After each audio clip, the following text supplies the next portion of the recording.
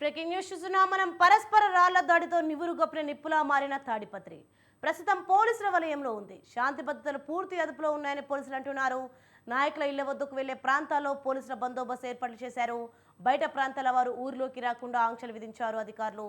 కేంద్ర బలగాలతో పాటు అనంతపురం, కర్నూలు జిల్లా పోలీసులతో భారీగా బందోబస్తు ఏర్పాటు చేశారు అధికారులు.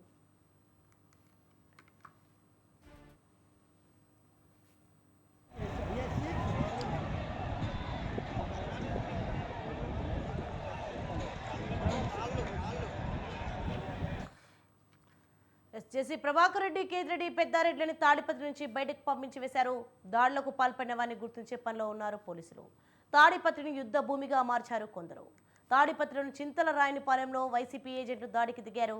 అంతలో టీడీపీ నాయకులు, అనుచరులు వైసీపీ ఏజెంట్ సంజీవన్ నిలదీయగా అతను ఎమ్మెల్యే పెద్దారెడ్డి దృష్టికి తీసుకెళ్లాడు.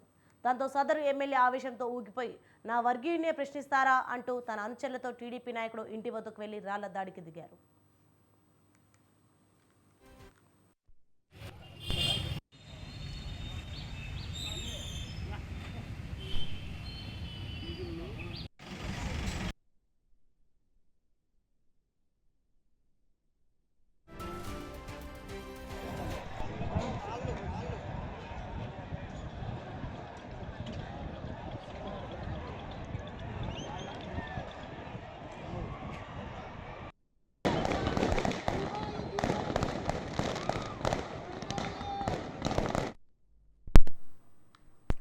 రంగంలోకి దిగిన స్పెషల్ కమాండెంట్ టీం బలగాలతో వెళ్లి అల్లరి మూకలు చెదరగొట్టారు.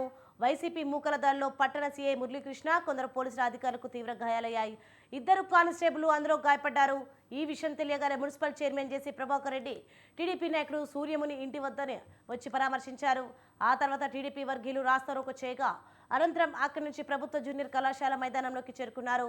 అక్కడి దాడికి పక్కా వ్యూహంతో ఉన్న వైసీపీ వర్గీయులు ట్రాక్టర్లతో రాళ్లను తెప్పించి మరీ టీడీపీ వర్గీయులపై రాళ్లు విసిరారు. దీంతో ఉద్రిక్త వాతావరణం చోటు చేసుకుంది.